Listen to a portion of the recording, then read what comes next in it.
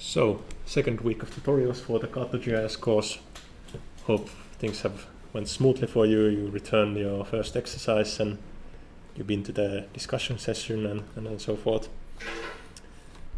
And this week you learned about color theory and layouting, and we're gonna use those teachings, apply them a bit, and also just learn neat tricks for visualizing and processing the data to of a global map, and then a map about Helsinki.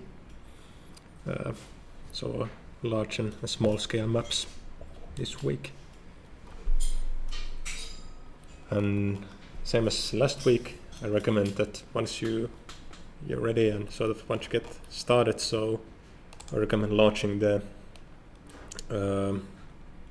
it's back here. I recommend launching the notebooks, CSC notebook, because I think that's the easiest way for you to get the tutorial materials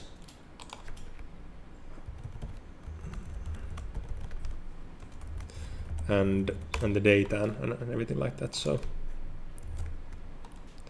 CSC notebooks, logging with your university account, and last week we joined the workspace of the class, so you should have the QGIS 2024 environment. If not, you can find the invite key here in the front page of the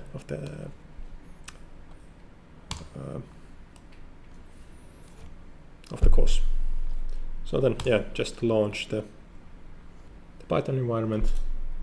This week we'll have a short the Python thingy with colors, and then moving on to the tutorial sections that we have, and they're actually quite packed with content, so we might be a bit cramped for time.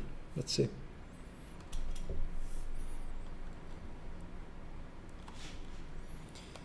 So once you launch the environment, so a good habit is just to clone the tutorial repository to your fresh Jupyter Lab environment.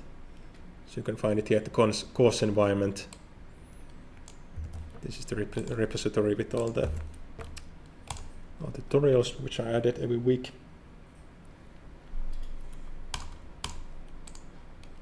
Just like that. Yep. And then for week 2. So this is something that you can mostly just check out, this color scheme stuff, so you can do it on your own. So there's a color picker tool that Camera has prepared. It's a pretty neat one. You can pick one of these colors, or basic stuff like select hue and lightness, and then it outputs the different values in different systems. What are those colors for that? Well, that's basic color, so basic stuff, and you can use this, or then you can, of course, QGIS has its own color pickers or online color pickers, so it's not dependent on the tool. You will find different tools for picking good colors. So there's color picker tool, then there's this color scheme tool that introduces different color maps that you can run.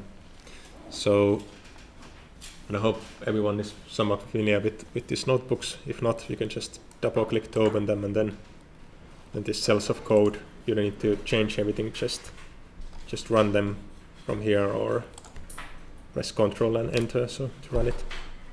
And this specific cell visualizes accessibility in the Helsinki region with different color maps, so you can play around and see what works in your opinion for this map. So there's it's accessibility by public transportation in minutes to this city center, which is somewhere around here. So for example, would a diverging color scheme work? So there's two sort of this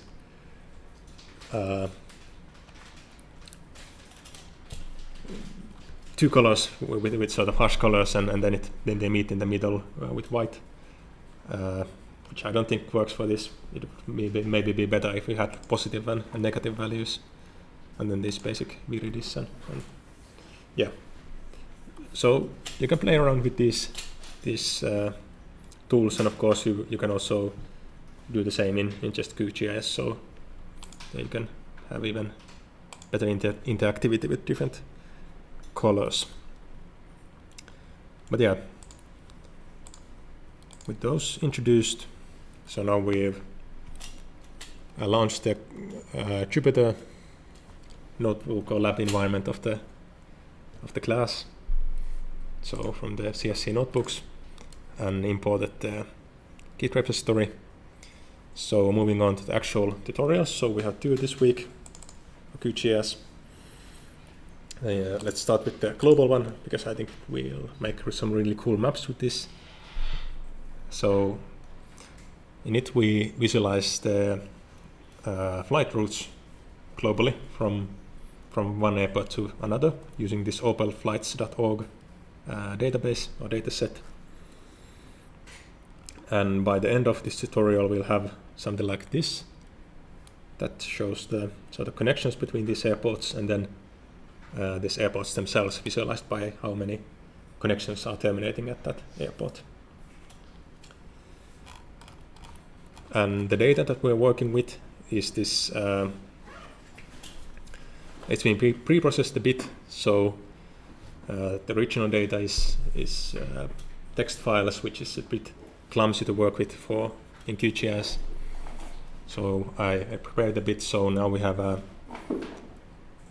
this sources and destinations GeoPackage file, and yeah, let's actually launch just QGIS and get to work. And on these computers here at the lab, so make sure that you launch a recent sort of QGIS version. There's I think 4 or 3 or whatever, how many different ones. Some of them are quite old, so I think there should be 3.20 something in the computer. So once you start typing like QGIS on the search bar, so make sure that you pick a recent one, because if not, then we might have some troubles if some tools are missing, for example, from the older ones. Yep, but you'll find the sources and destinations GeoPackage, so that's the one we'll be working with here. This link doesn't work in the notebook environment because it's a relative path, so you can just open up the file or the folder itself and download it from here. If you follow the tutorial from the website, so then I think that, which you can also do, so then I think that this link should work, and you should get the file from there. So you should probably have a folder for these files, but I'm just downloading them and then drag them to a fresh project. And you can see that we have 2 sets of points here, which is like duplicated, almost duplicated these airports. One of them represents the source airports, and the other one represents the destination airports. And you can see that we have a pretty good coverage worldwide. Maybe there's a few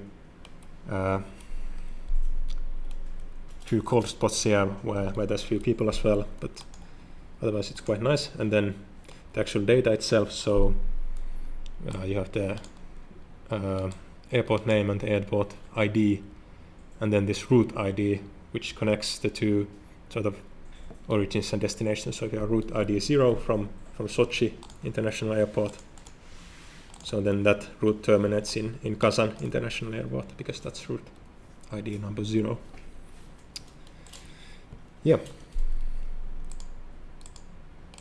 So let's get working with this data. So the knife point map doesn't really tell us much, but to get to the sort of output map, we need to connect the 2 sources and destinations. and then we want to count how many routes terminate at each airport. So first things first, we'll run this join by lines hub line. So again, now if you have the data now here, and at this point, because I'm going through the tutorial quite fast, so if you want to follow, you can do that. You can also just like follow what I'm doing, and then sort of try to understand what's happening at each point. And the same as last week, we have this model file that you can run that does these same processing steps as I'm now going through sort of manually. So doing the joining and doing aggregating and styling to get to the sort of get the sort of data processing out of the way, which is still important to understand what happens there. But again, this is a cartography course, so even more important is to create neat maps. So whichever, you can follow as I go along, or you can like do as I go along, or you can follow just and then repeat with the model files. Okay. So the join by lines, we're basically saying that okay, here's the source and here's the destination, and create a line between these two points.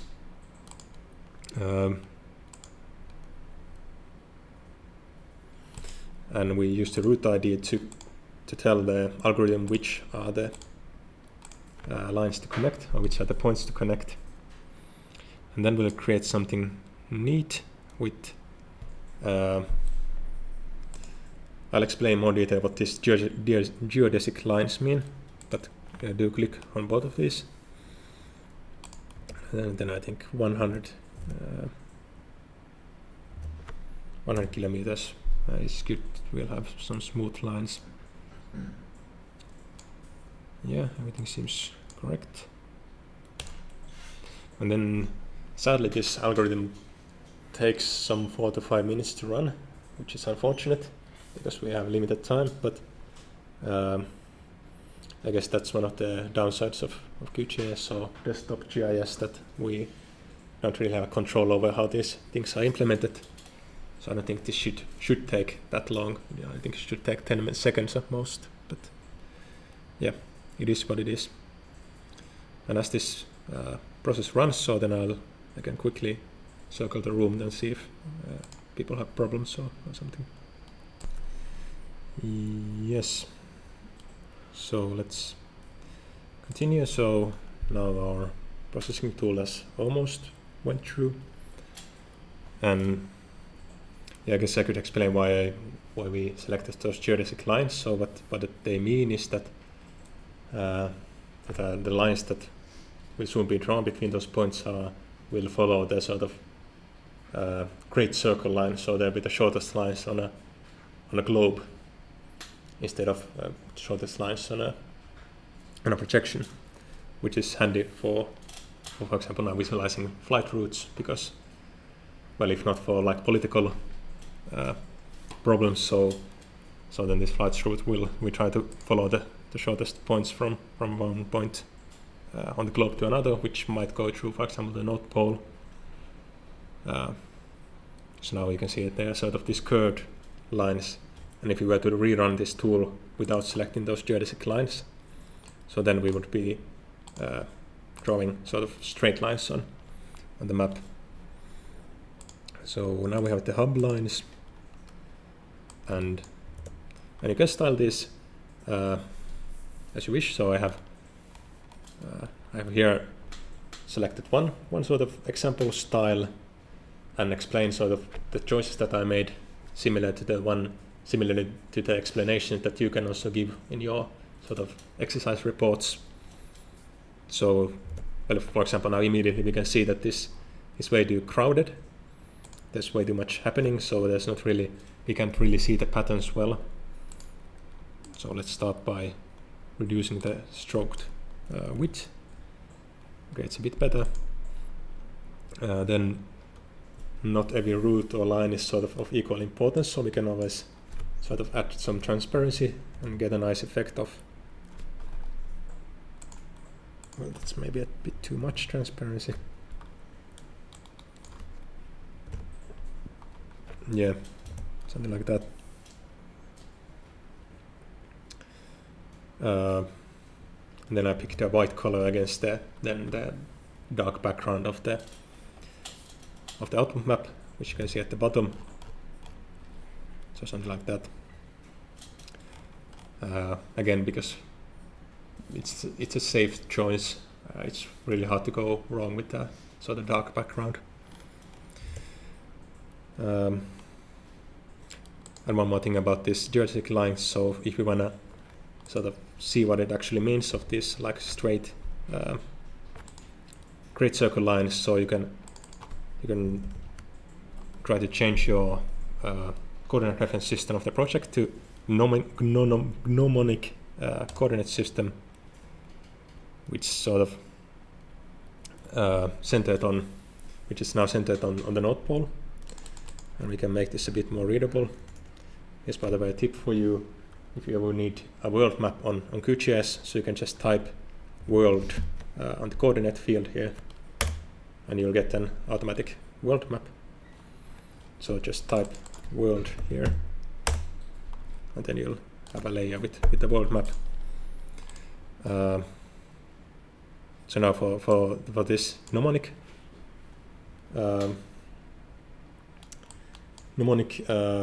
projection, so then all of those lines that were curved are actually now drawn as straight lines. So that's one of the features of the mnemonic projection. So yeah, you can see that these lines actually for example, from California are now straight lines towards Europe. So they're not curved in real world at all. Okay. Well, moving on to the next step. So now we have the connections, and we have styles for them. Some sort of style. Again, you don't need to follow my examples. But we would next like to sort of count how many connections to each are sort of heading to each airport.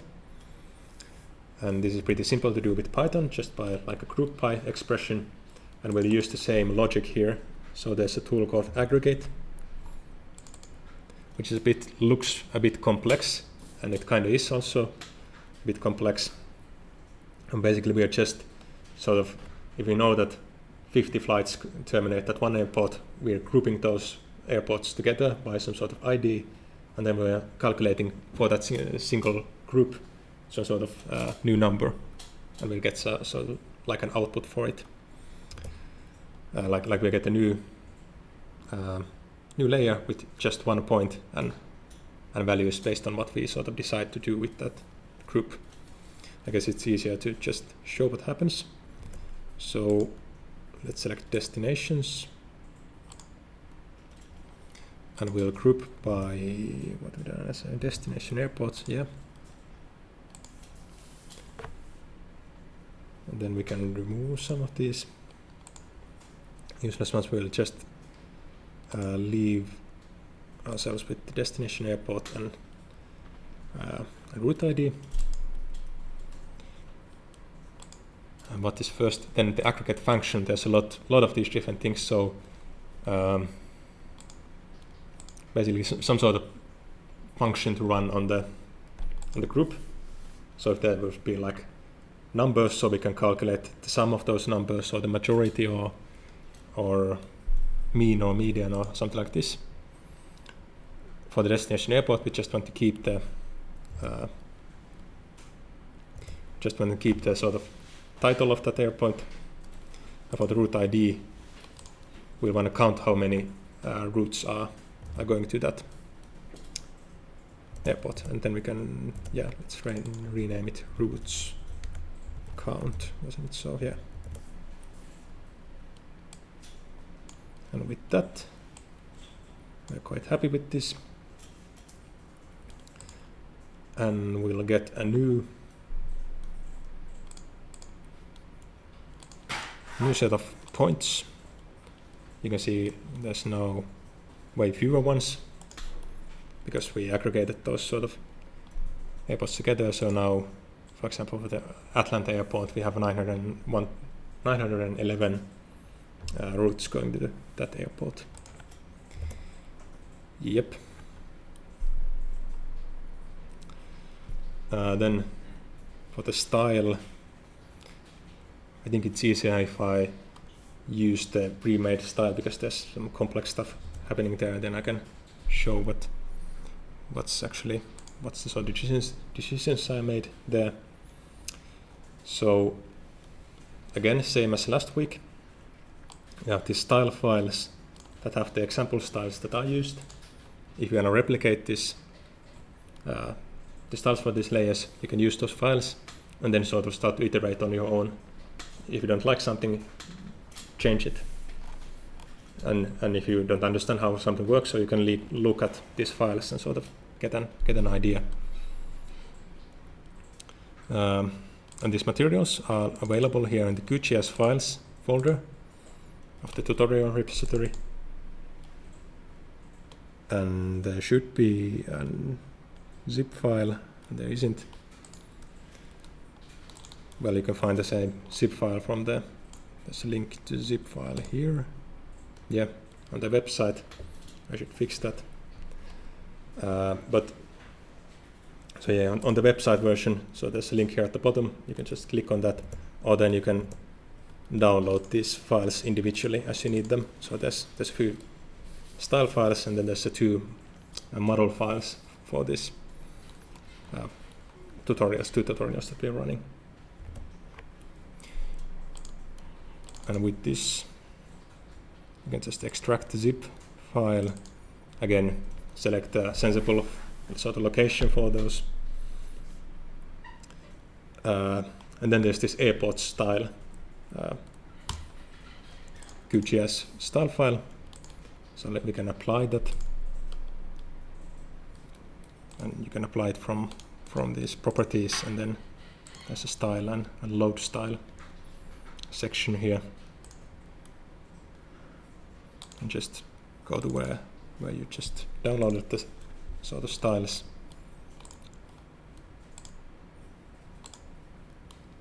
Okay, now we have something that's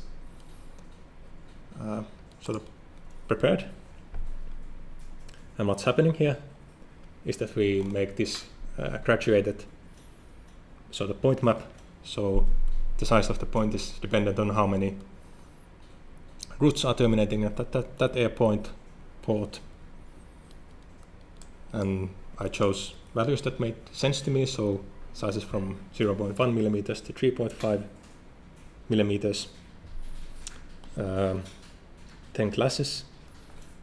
Even that might be a bit too much because people can't really look at the sort of points. No one can tell that, okay, this is class number 6. It just shows that some airports are less important than others. And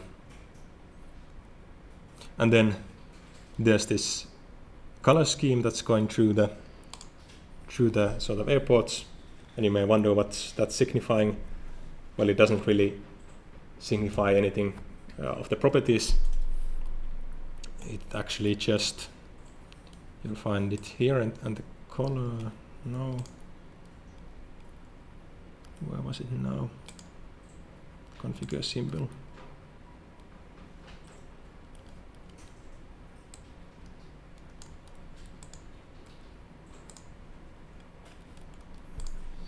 Well, now I can't remember anymore.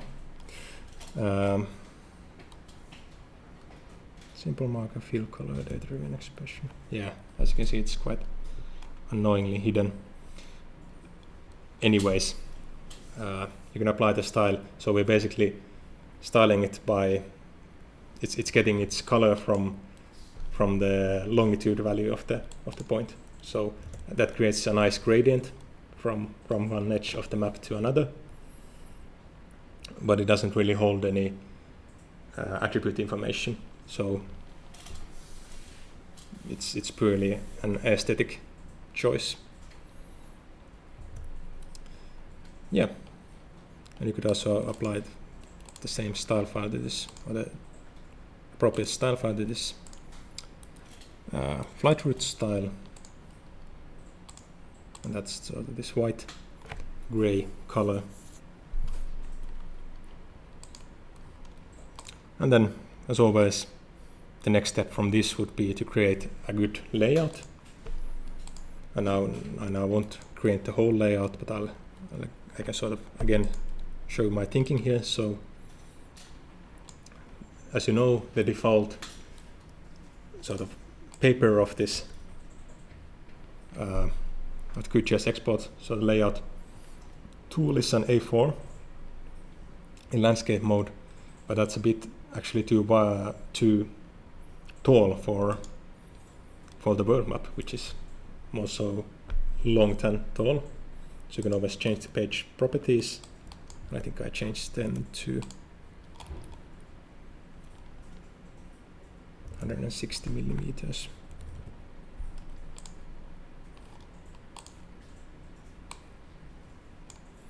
And then, as you can see, it's not really looking very nice at the moment. So the magic trick here, for me at least, which I always rely on, is to choose a dark background. Actually, dark background for that, yeah, here. So immediately it works very nicely with this white color for the lines, which we should have in a different order, I think. Yeah. And then it also accentuates these airport dots here. So I open up my thinking a bit more here. So of course, like good elements of the map have a title. If you don't explain, for example, that's always dependent on where you publish this map. So if you explain it in a caption or somewhere, so then you might not need the title. A legend is a good addition. So here, what I chose is this, just to show that this sort of explain to the reader that the size of the point tells you how many routes are riding there, and not show every single class and how many flights are terminating at that single class. Yeah. So that would be pretty much how to work this through this tutorial. I hope you got something out of it. So remember, we started with just an origin and destination points, and we created these lines between them. And then for the destination airports, we aggregated them together to count how many are terminating there. And then we went on to styling these, we reduced the width of the route lines to make them more readable, because it's very easy for this type of origin destination data to be really clustered, so cluttered and unreadable. Then I chose this white color for the lines and dark background. You may very well choose something different that works in your opinion. And then these airports are just styled with a striking sort of color map that's dependent on the longitude of the airport. So where it is located, we could very well choose something different. So if you want, you could, for example, style them with you could accentuate this idea of airports that have more and less terminations. So you could actually also color them by how many flights are terminating there. So you could sort of have both the size and the color convey that information, or then you could color them by continent or something different. So there are options, and if you want to run this model, so then you can run this tutorial, you can do it with the model, and you'll get to the point of these sort of files, and then you can start styling them in the way that you wish. Okay. So we worked through one global static map tutorial. with the flight routes. And next there's another tutorial, and this one is actually quite long, as you can see. So we'll be working with PPGIS data, so-called soft GIS data, which is, in this case, it's observations of, I think, pleasant and unpleasant surroundings in the Helsinki region, or just in the city of Helsinki actually. And we'll try to sort of work through this point data and try to see what could be a good tactic on how to visualize it, how to get some meaningful information, convey something meaningful to the reader. As again, this sort of even some thousands of points starts to get quite infeasible for the reader to interpret if we don't do something to make it better. And yeah, this was collected as part of the Urban Happiness project at Aalto University. And the data that we're working with, data that we're working is this PPGIS data.geo package. So you should be able to download it directly from, so there's again a link here. Yep, PPGIS data.geo package. Or you can go through this folder structure and find it here and download it. So you'll have access to the data. And then we have several, again, now there's a proper listing of the files. So you have 3 style files that we'll apply in due time. And then a model file, which again runs through this whole process. And then before we get started, so now I guess at this point, if you did the first tutorial, you'll want to save your progress. Then I'll start going through the next tutorial from a fresh project. Yeah, like that. So just to get started, we'll also, in this tutorial, we'll use background maps,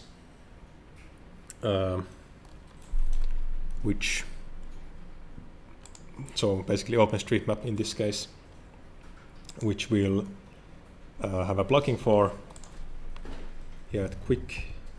No, that's not Quick. It is Quick Map Services is the tutorial that is the plugin that we'll use. So basically it just adds some links to these public servers of maps, and then adds them as layers here on QGIS. So if you don't have it, do download it, and then it adds itself here on the web. And then for me, it actually shows a lot of these different options, but I think by default you only show a few, like OpenStreetMap. So to get this view, you will have to go to settings, and it's a bit hidden here under more services. So there's actually a way to get all of these other cool background maps, but for some reason the plugin makers have hidden them here. So it's a contributed pack, so you have to run it from here. So from settings, and then settings, and from more services. And I think that's something that I forgot to mention in the tutorial itself. Yeah, we'll add a background map. This CartoDB and Positron is a pretty nice one. It's a pretty sort of non-assuming. It's this gray sort of color scheme that fits well a background color, because if you compare it to the default OpenStreetMap 1, you can see that it's quite the default one is quite cluttered. It has some bright colors that compete with what we want to show on the map itself. So that's not optimal. So we'll choose this one. And then just add the data to the project. So PPGIS data. And this one has 3 layers. those being the actual observations. So this experience points all Helsinki. Then later on we'll use these landmarks to add a few labels to our map, just to get a feel for that as well, labeling. And then this borders of Helsinki, which we'll actually need to use quite soon. So as always, first things first, let's check what we have. So there's a attribute table has basic ID stuff. Then the actual thing that we're interested in is this quality feature, what is it? Quality field, which tells whether this observation is negative or positive. And if you zoom out a bit, you can see that even though it's supposed to be just Helsinki, there's actually a few observations here and there across southern Finland. And by the way, when you added the data to the project, it probably changed the PPGIS or the projection to something different. It's actually probably a wise choice to pick PPGIS G3067, which is the default for this data that we're working on, and it's the default projection over Finland. So yeah, it's a good choice for this work. So now that we've examined the sort of distribution of the map, we can see that there's a few points outside of Helsinki which we don't want. So we'll do a simple extract by location. So it does what it promises to do. So it extracts the features that now in this case intersects with the borders of Helsinki. Just so. And then we'll start visualizing a point map. Simply just to do, we have two observation types, so we visualize those and see how they look on the map. And for that we can use the categorized and quality. The categorized styling type, and then just classify. And now you can see that in addition to the location that's wrong, there's actually some noise on the data itself. So there's a few observations that are actually lowercase negative instead of the uppercase negative. So let's not get ahead of ourselves. We actually have to fix that first. And we can do that with the field calculator. And as I mentioned, there's quite a few steps here, so you can again this time follow along just and then run the model later on if that's better for your learning. So with the field calculator open, we'll fix the sort of erroneous observations here, and we can simply do that by updating this field. And then there's an expression here. We use the function title. So there's the description of what it does here. So it basically capitalizes everything that it encounters in this field. And that's exactly what we'll need.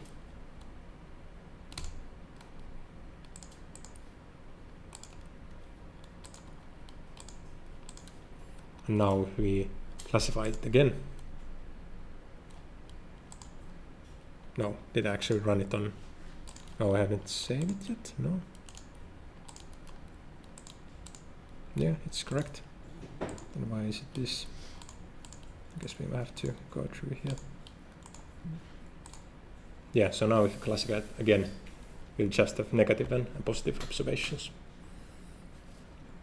Excellent.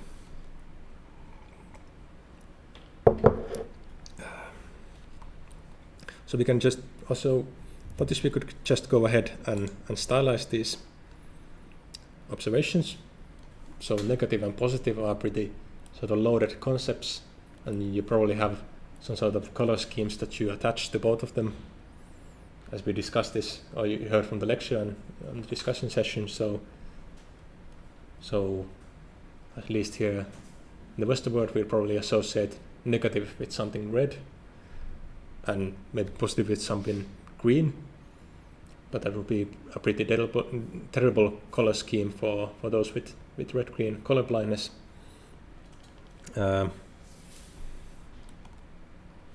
So for me, I went with this red and blue color scheme, which, correct me if I'm wrong, but I think that it should be pretty safe in the sort of color blindness, in terms of color blindness. And then it's still using this intuitive negative equals red type of thing. But this isn't a very good map in any case. You can see it's influenced by which observation is on the top. So it's influenced by whether now positive or negative is drawn first, or second rather, on the top. So then it emphasizes these positive observations. And yeah, it doesn't maybe tell us too much about which areas are sort of positively or negatively viewed, or if those can be separated,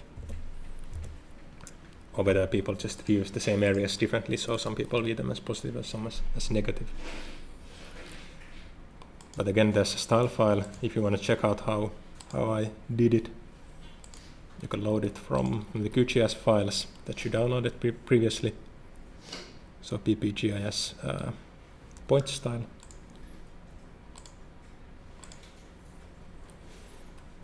And here I'll just like make the symbols a bit smaller, and then remove the edges, and then pick this color scheme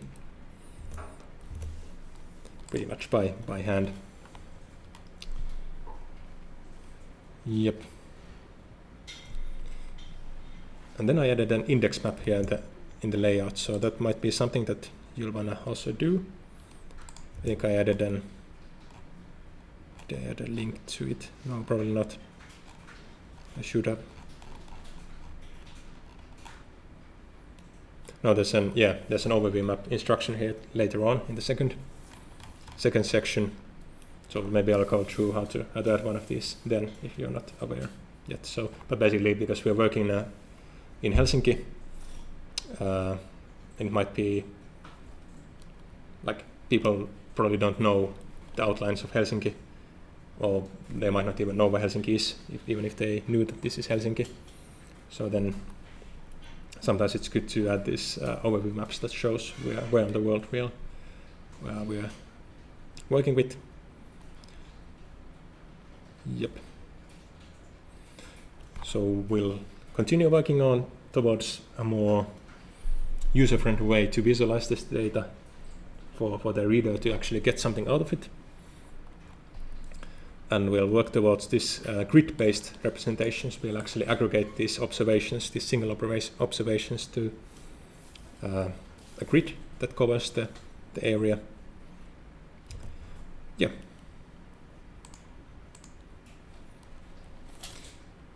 And to start with, we'll again we need to create that grid, and there's thankfully a ready-made tool for it. We'll create a rectangle grid with extent from the extracted observations. Then we'll tell it that that those grid cells will be 250 meters by 250 meters. Yeah, and we'll get something like this, and that covers actually the observations that we have. Yeah, like those, like that. Then this gets a bit tricky. There's a lot of tools that are run sort of back to back, so bear with me. Our next task is then to calculate how many positive points and how many negative points fall into each cell of these grids. And unfortunately we have to run this tool twice. So we'll actually extract the No, that's coming later. So we'll extract the sort of positive observations from the all observations, and then yeah, I'll show you how to do it. So extract by attribute, because we have the sort of information that in this dataset on the field quality, if we search for positive, so then we'll get all the positive observations.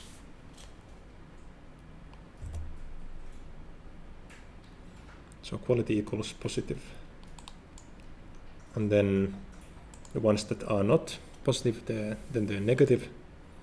So actually the non-matching observations, we can also get them just by selecting this extracted by non-matching and create a temporary layer.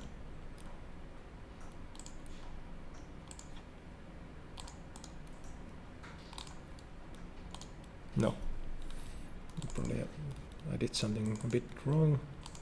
So quality, and it was probably positive, yeah, like that. And then rerun it.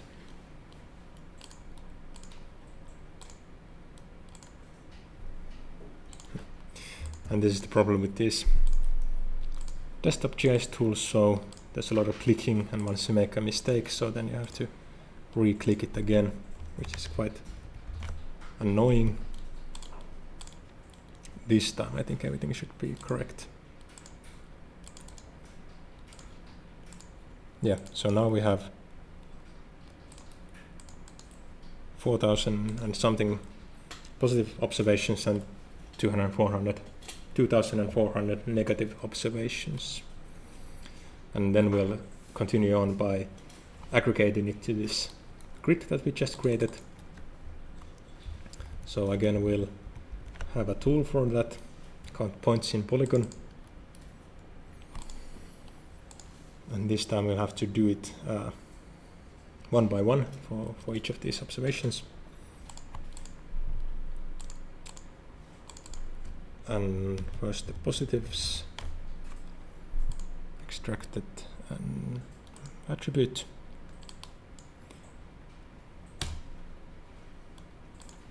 Like that. So now we have this new layer with positive observations. For example, this cell has 177 positive observations. Quite popular. And we repeat this for the other grid.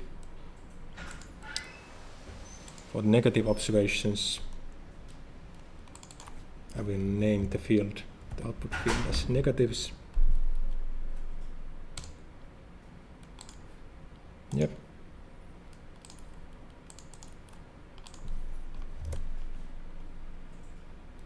So at this step, we still have three processing steps. So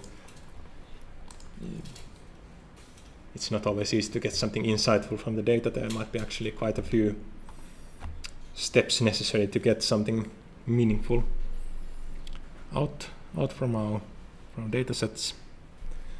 So next we'll join the positive and negative grids. So these two together by these grid IDs, and by doing that we'll get a new grid cell without the stuff that we need. So join by grid value ID. Yep. ID. And we're correct here. Negatives.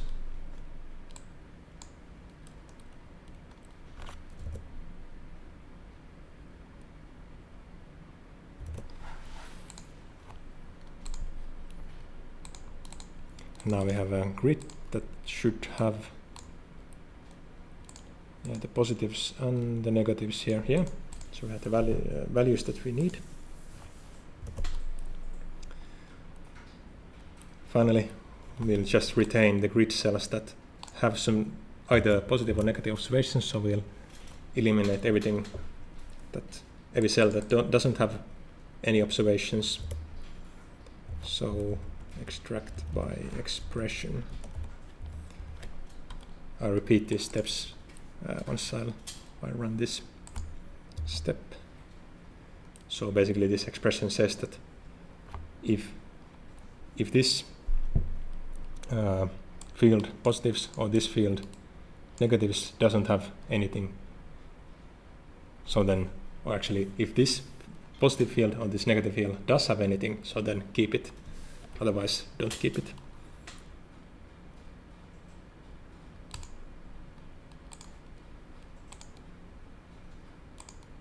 And now we have a grid set like this.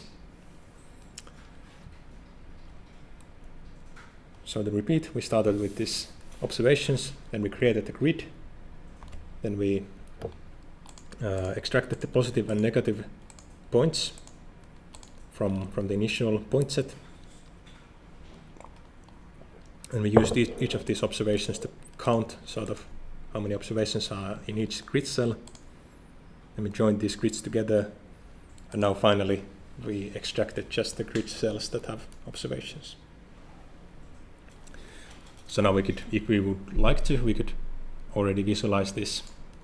For example, graduated, how many positive observations do we have here? Checks, for example. And then we get sort of hotspots of positive observations. But we'll do something a bit fancier. So we'll calculate this positivity score that varies from 1 to -1 based on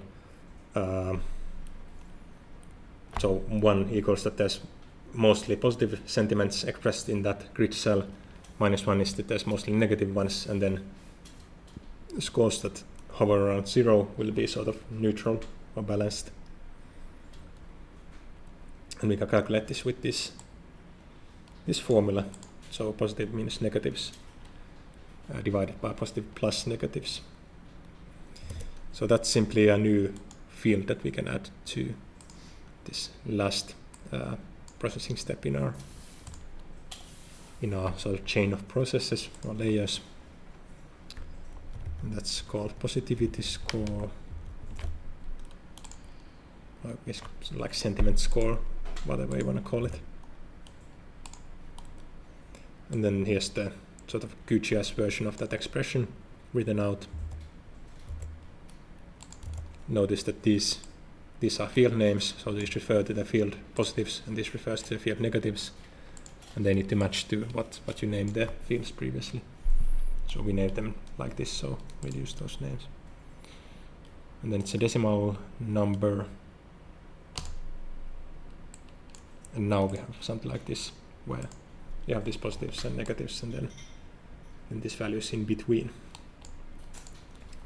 And that's what we'll use for styling. So here's the sort of output map from this process.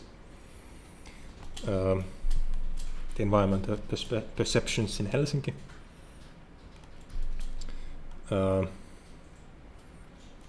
Again, I can explain my sort of thinking here. We apply the style.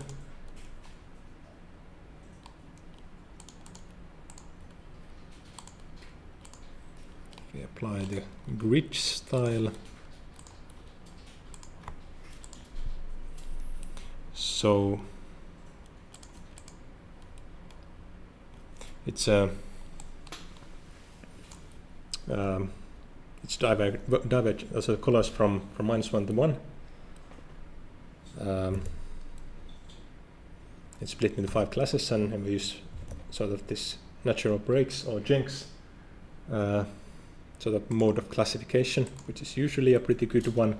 It tries to minimize the differences between the classes, or make the sort of, if I now remember correctly, to make the classes sort of coherent as possible. So it's a pretty nice one. Then, as you can see, you can I use the color map Viridis, and you can challenge this idea, like is that really a good one for this map? Maybe not. Maybe for this one, maybe the diverging color scheme that has like this 2 edge colors in sort of clear colors, and then these middle ones as something like white or gray would be a good one. So that's really dependent on the story that you want to tell with this map. Do you want to sort of highlight which places are viewed negatively? Do you want to highlight which are positively? So then you might want to sort of de-emphasize these observations in the middle, these mixed ones that have both positive and negative observations. So that's something that you have to sort of think through as you make a map. So what's the storyline that you want to tell with it? Of the map elements, you might be also interested in this data attribution. So just like in a small text low on the sort of visual hierarchy, it's a good idea to add, now that we use a background map, to add a contribution to that attribution to that data. So this C OpenStreetMap contributors or C Kartta are good ones. And we also give kudos to the SoftGIS team at Aalto who have prepared this dataset. Yeah, and then a few basic stuff like scale bar and some such. Actually, now we already used the 1 hour. I feared a bit that I might be quite slow and there's a lot of stuff. I'll still explain quickly the labeling stuff that next, and then actually I'll also show this overview map thing so you can follow the instructions here. I linked to the sort of official tutorial. So this will actually tell you how to add one of these if you haven't done it before. Basically just about drawing another map. So Helsinki has this, maybe there's a bit of a bit of room here in the bottom. So let's add another map view, and then we can just change the scale of that like that. And then if we want to sort of, we could add some sort of highlight there or whatever. We can remove these things, for example, not positron. And then we can lock the layers for. Now it's like highlight something. You could add a proper highlighting there for Helsinki just to make it more visible. And then there's a separate selection here, so you can select that this is an overview of map 1, and then it should show that.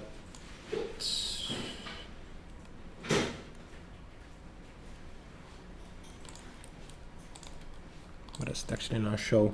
I think it shows, it does this like, now it's barely visible, but I think it should add, yeah, that's this sort of boundary that shows which area this smaller map covers. So that's what this overview function here actually does, and you can select the color of it, something like that, and then yeah, play around it a bit. But that's sadly not quite visible from far away, so you might have to add maybe manually something here. So something like Helsinki. Now this is really rough, but you could just add something like that if you want to. But yeah, that's how you use overview maps on QGIS.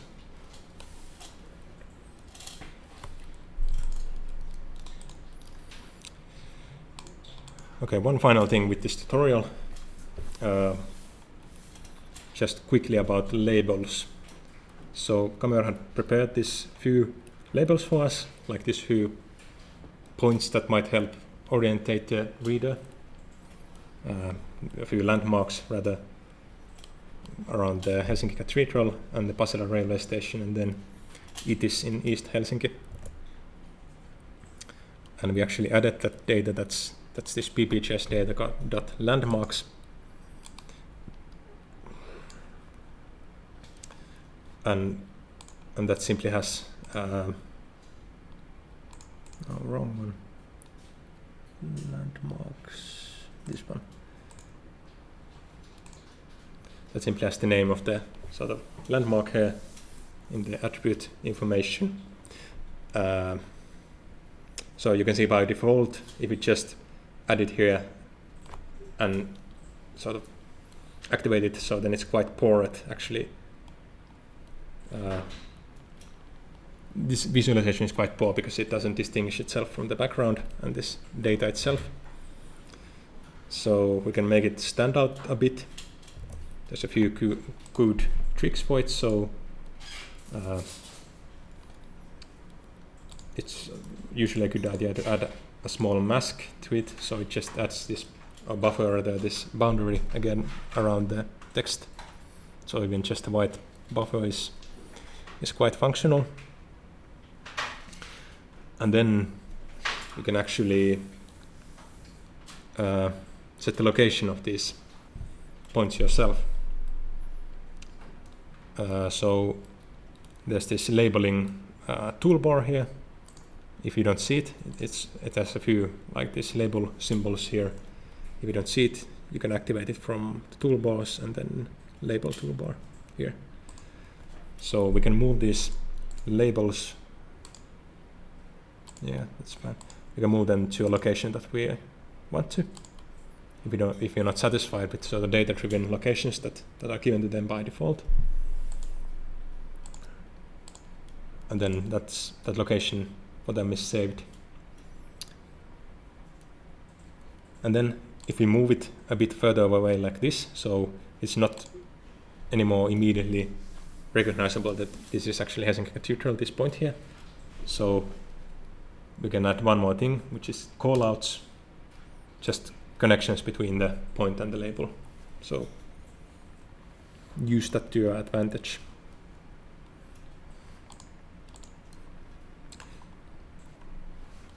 Yeah.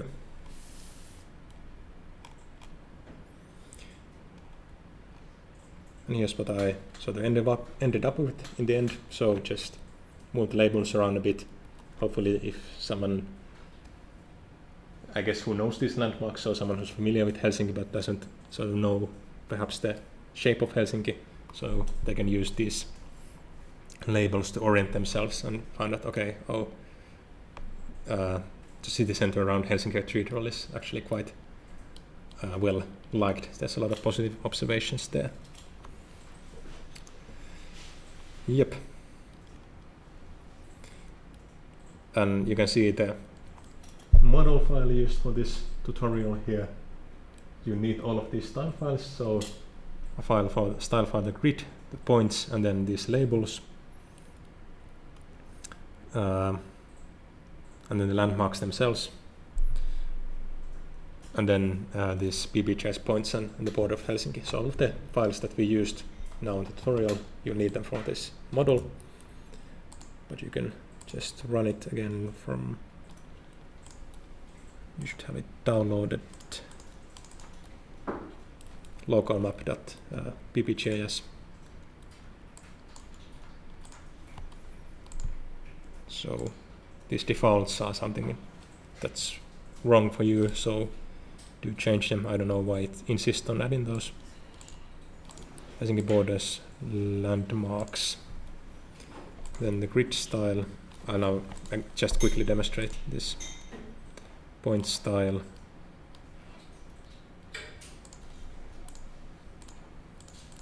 And finally, landmark label style.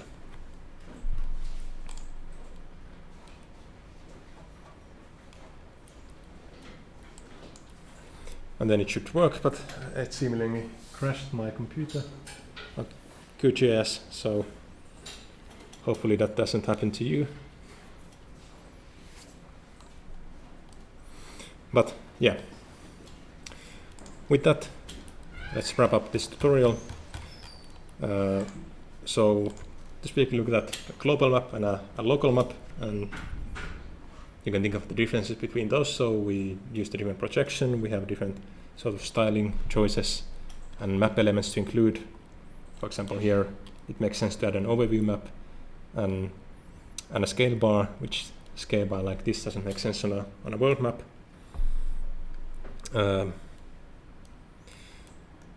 Yeah, and you can continue thinking through these ideas with the exercise this week. So you can choose between making a local or a global map, and there's you can select between these PPGIS datasets, similar to the one that we use now. Then you can process it similarly if you want, or then choose another approach. You can create these points maps or these aggregated grids. Or then there's a dataset of power plants globally. So it's actually quite extensive. There's a lot of metadata. There's a lot of sort of point information there, so you'll probably have to, for that as well, to reduce the amount of data a bit, aggregate it, choose a storyline that you want to tell with it, and then try to think of these ideas that you got sort of that were present in the lecture this week. So good choice of colors, or like a choice of colors that makes sense for the map and the story that you want to tell. Then visual hierarchy, suitable projection choice, the map elements that you need, and how you lay out the map, so where the title is and where the other map elements are, and the actual map content then. And return this to Moodle by next Tuesday. Then next week we won't have these tutorial sessions, because both me and Kamar will be at the Geoinformatics Research Days in Aalto, so we both need to be there in person. So sadly we won't be able to do this in person, but we will record them beforehand and upload the YouTube tutorials. And then you will still have the help sessions on Thursday if you need something, or then you can always ask for help at the Discord channel. So do use these resources to your advantage. And then, this Thursday you will have a help session. When was it now again? Help session, here you can see it on the website. So you'll have it. This QGIS help session will be from midday to around 3, and Pasi will be here, and I will also drop by. So if you need help, so do come. If you you can ask for help for the sort of technical issues that you might encounter, or then you can ask for help on cartographic issues or questions that you have. So do join.